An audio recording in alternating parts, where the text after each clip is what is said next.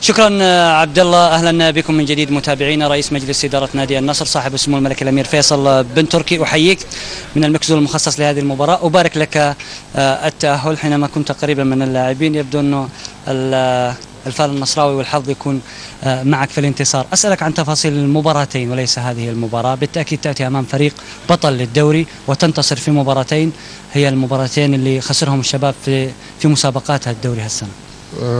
شوف يعني الحمد لله احنا من المباراة الأولى يعني عاقدين العزم على هالبطولة.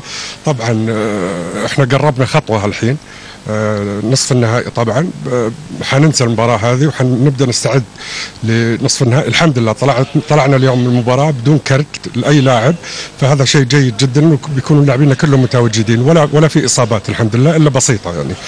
فالحمد لله أهني الجمهور النصراوي اللي وقف مع ناديه اليوم. كما ذكرت معاكم في اللقاء السابق انه كونوا موجودين يا جمهور النصر وعندكم رجال في الملعب، والحمد لله بيضوها وفزنا بالنتيجه، يعني لا ان خسرنا 1-0 ولا تعادلنا.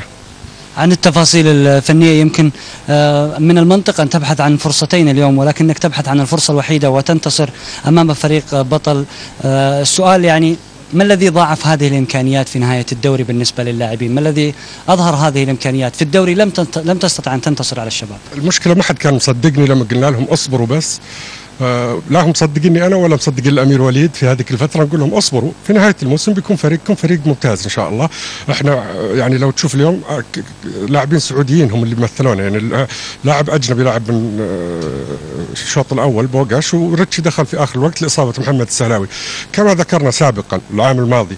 واحب اذكر جميع الاخوان اللي كذبوا هالفكره، احنا عندنا لاعبين سعوديين ابطال. فاحب اقول انه لو المباراة اللي فاتت فزنا 2-1 وجينا هنا انهزمنا كان شيء ثاني، لكن تحقق فوزين على فريق بطل الدوري وفريق قوي، هذا شيء يثبت للناس مدى قوة لاعبينا الحمد لله وفريقنا عناصريا. برضو إذا حينما ذكرت العنصر الأجنبي، لماذا لا يشارك بفاعلية؟ خليني أقول نعم لديك لاعبين محليين، ولكن أيضا في ذات الجانب هناك خيارات لم تكن موفقة أن يكون اللاعب الأجنبي المنطق أن يكون أساسي. شوف احنا ما توفقنا بعض الخيارات، لكن المدرب يقول اللاعب الاجنبي او اللاعب السعودي الافضل هو اللي راح يلعب، فهذا اللي حصل. الان الاستعداد للدور القادم من اجل النهائي، كيف يمكن ان تستعدوا بشكل جيد؟ اليوم النشوه والحضور الجماهيري كان حاضر، سيرشح النصر لهذه البطوله، سينتظر في النهائي، كيف يمكن ان تسيطر اداريا على مثل هذه المواضيع؟ الحمد لله احنا يعني في المباراه السابقه فزنا وجمهورنا كان منتشي، نسينا هالفوز وفكرنا في مباراه اليوم. طبعا نفس الشيء حيحصل للمباراه القادمه باذن الله.